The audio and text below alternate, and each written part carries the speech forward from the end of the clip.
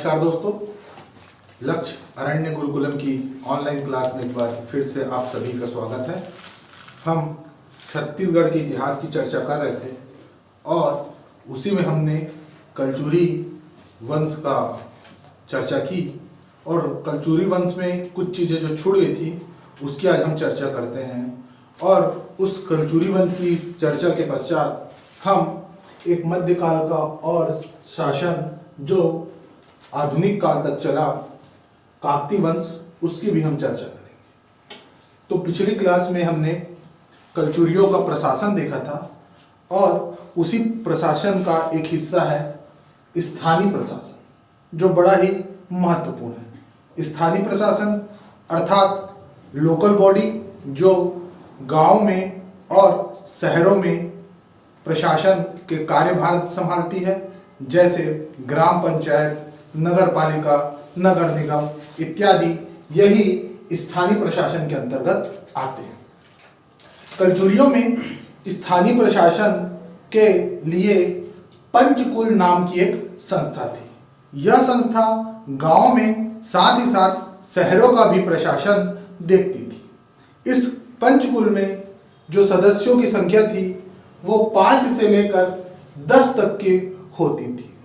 इनके सदस्य को महत्तर कहा जाता था और इनके सदस्यों का चुनाव होता था, निर्वाचन होता था, जो ग्राम और शहरों की जनता के द्वारा चुने जाते थे।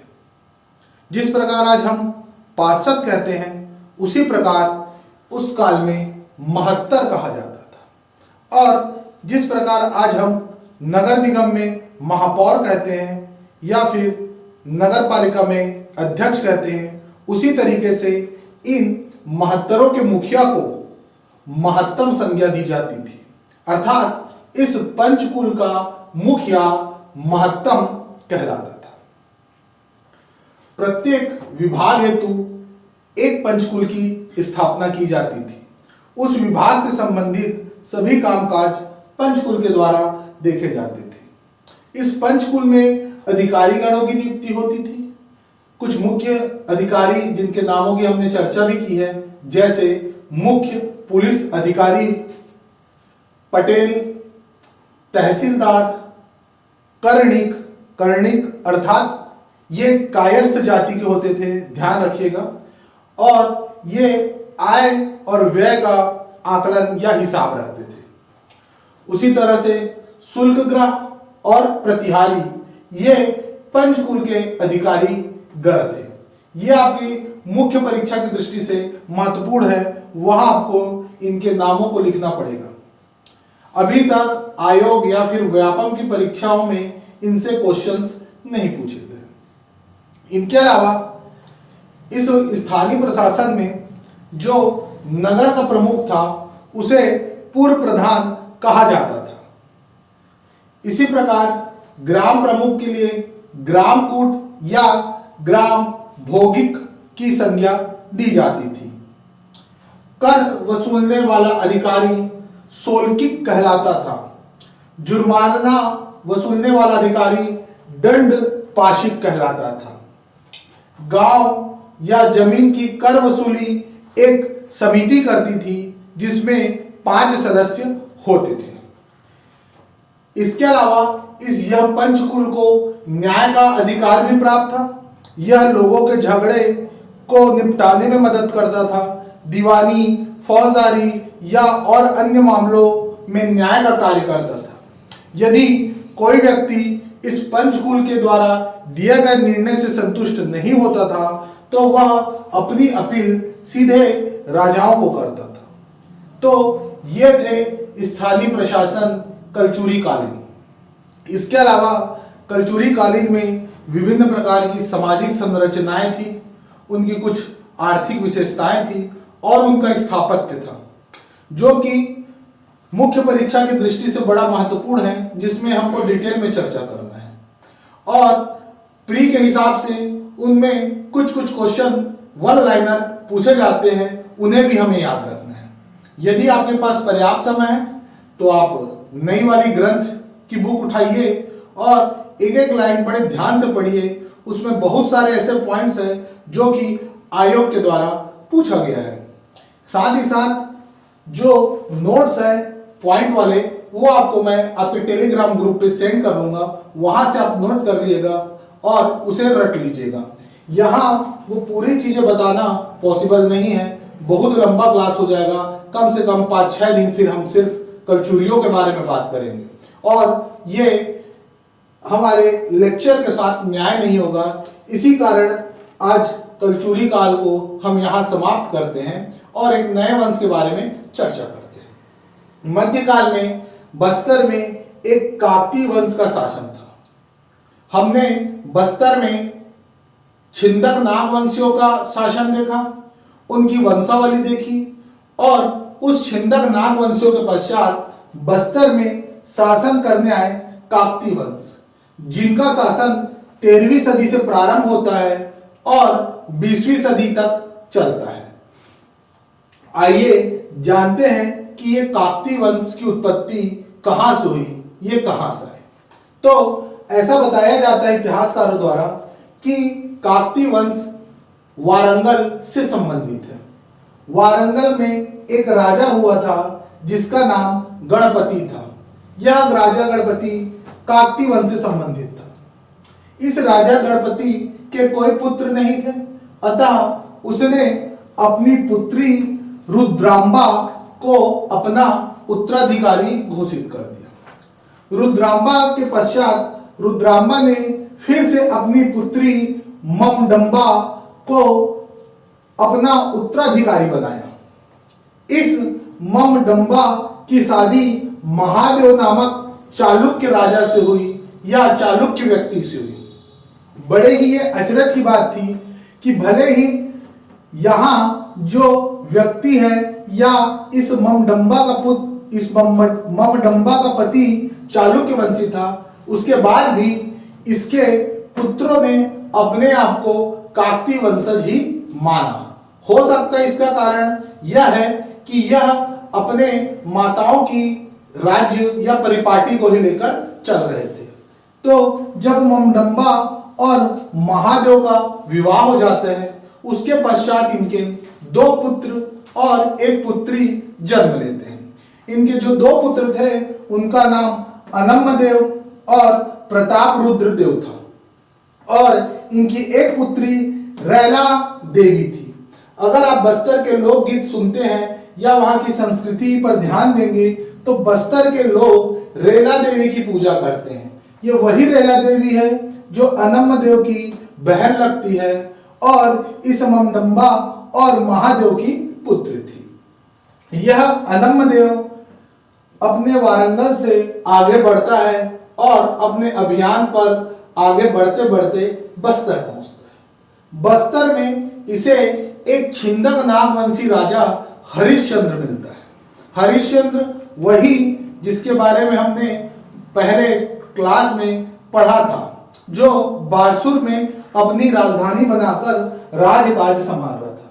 यह अनम्मदेव उनसे मिलता है और हाथ वाथ मिलाता है और उसके पश्चात बोलता है कि भाई तुम यहाँ से जाओ, और वह इसकी बात सुनकर चले जाता है। ऐसा कुछ भी नहीं होता।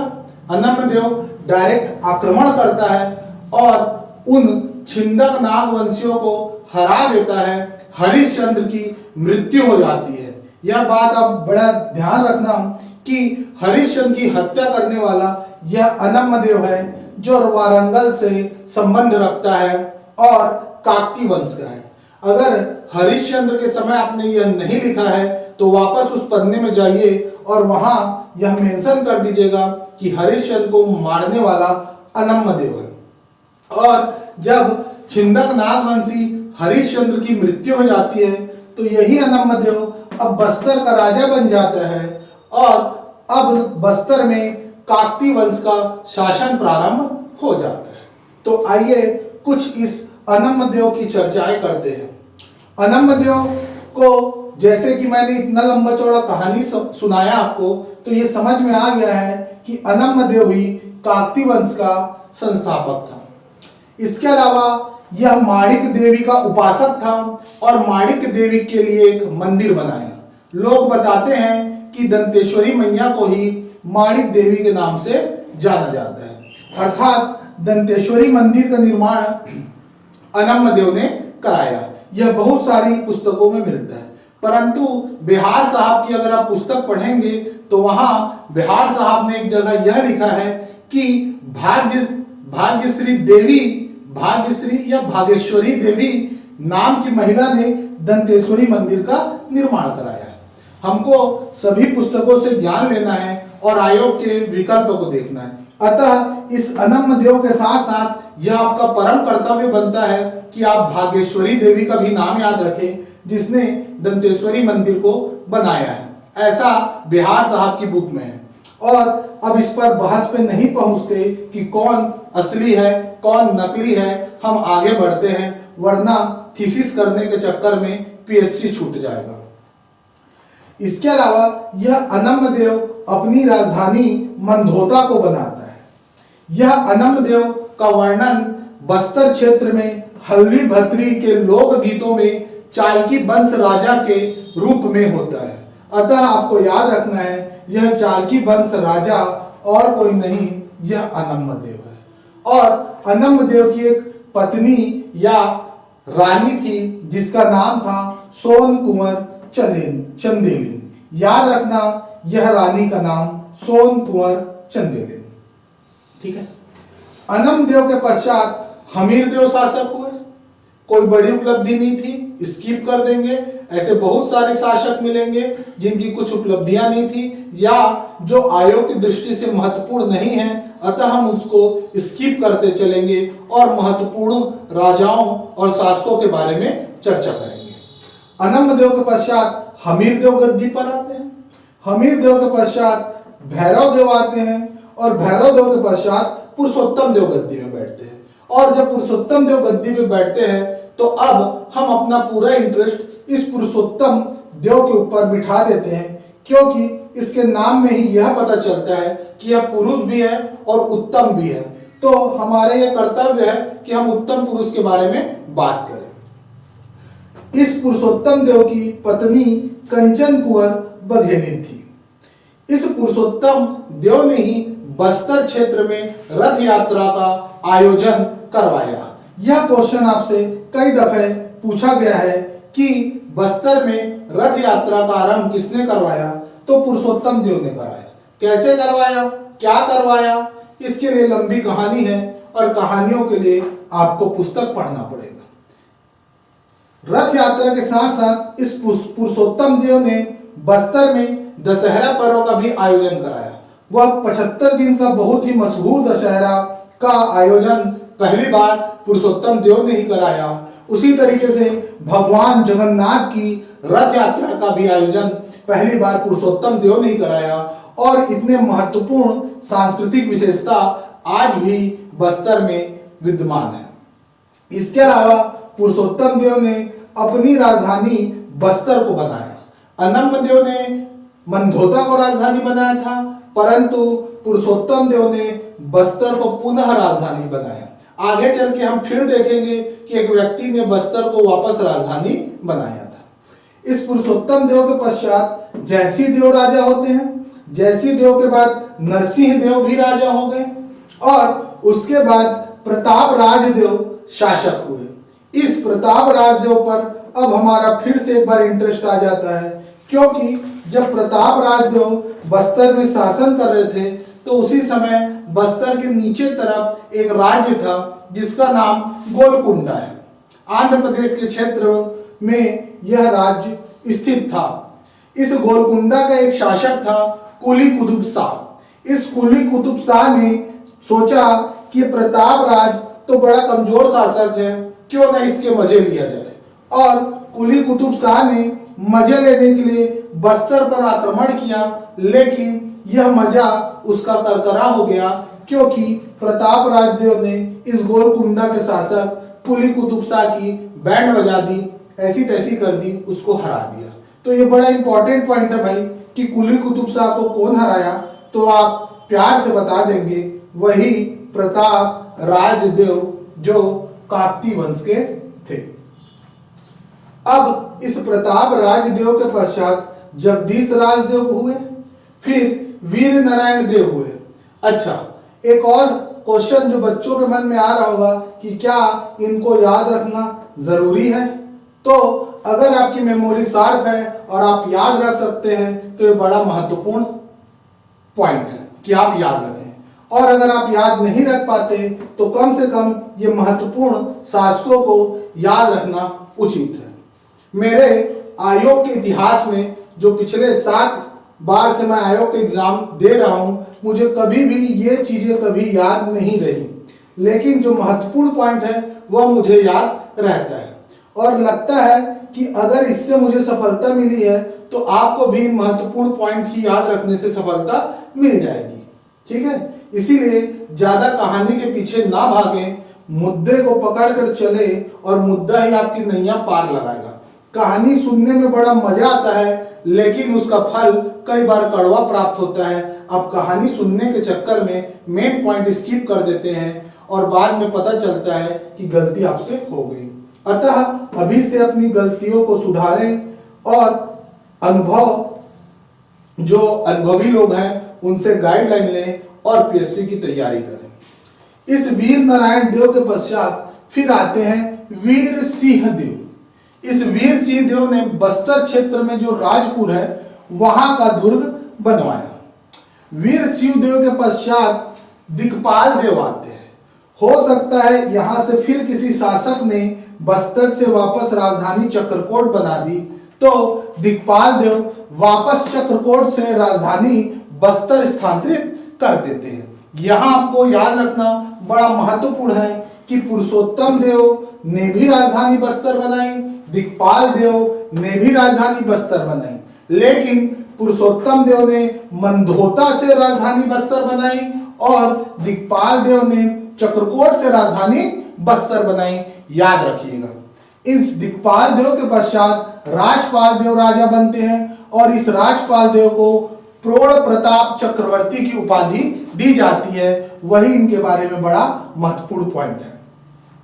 राजपाल देव के पश्चात दलपत देव शासन करते हैं। बहुत इंपॉर्टेंट पॉइंट है। दलपत देव के समय मराठा सेना बस्तर पे आक्रमण करती है।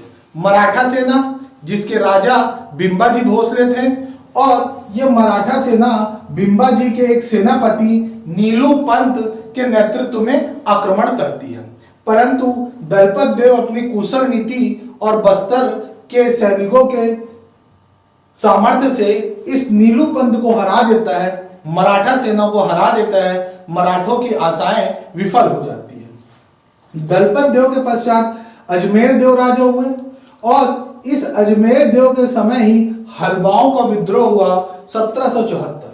हलबा विद्रोह, जब हम आदिवासी विद्रोह के बारे में चर्चा करेंगे तो बड़ा लंबा चौड़ा बात करेंगे हलबा विद्रोह के बारे में और उसी समय हम थोड़े डिटेलिंग इसकी बात करेंगे। अजमेर देव के पश्चात दरिया देव शासन में आते हैं, लेकिन इन दोनों के बीच में बस्तर में मराठा राज कायम हो जाता है।